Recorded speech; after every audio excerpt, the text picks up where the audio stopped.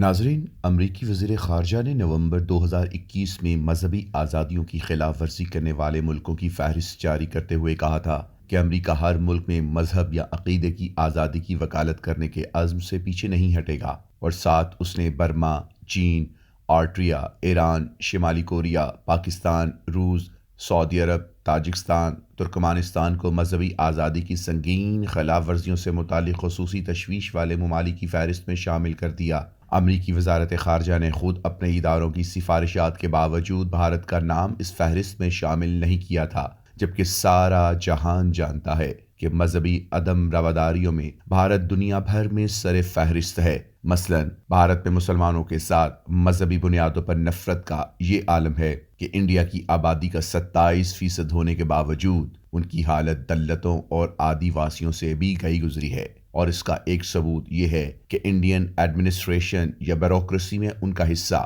3% سے بھی کم ہے، جبکہ برہمن انڈیا کی آبادی کا محض 3% ہیں اور بیوروکریسی میں ان کا حصہ 60% سے بھی زیادہ ہے۔ طرفہ تماشا تو یہ ہے کہ برہمنوں کی جانب سے اب یہ پروپیگنڈا کیا جا رہا ہے کہ مسلمانوں کو سول ایڈمنسٹریشن میں نہ لینے کا قانون بنایا جائے، کیونکہ یہ ہم میں سے نہیں ہیں، یہ آتنک وادی ہیں، غدار ہیں۔ ویسے ہمارے ہمسائے ایک ملک میں سنی مسلمانوں پر اسی قسم کی پابندی ہے۔ دوستو، مغرب کے ہواری انڈیا کی مثال ہمارے سامنے ہے۔ امریکہ کی درجہ بندی کے برعکس انڈیا میں مذہبی عدم رواداری روز بروز بڑھتی چلی جا رہی ہے، جبکہ ان کی درجہ بندی کے مطابق ملزم اور مجرم کون ہے؟ جی، پاکستان اور عالم اسلام۔ دوستو، آپ کے ساتھ آج کی گفتگو کا مقصد یہ ہے کہ امریکی لیڈرشپ میں ملت کفر کی جانب سے جاری کی جانے والی ایسی کسی بھی درجہ بندی پر کان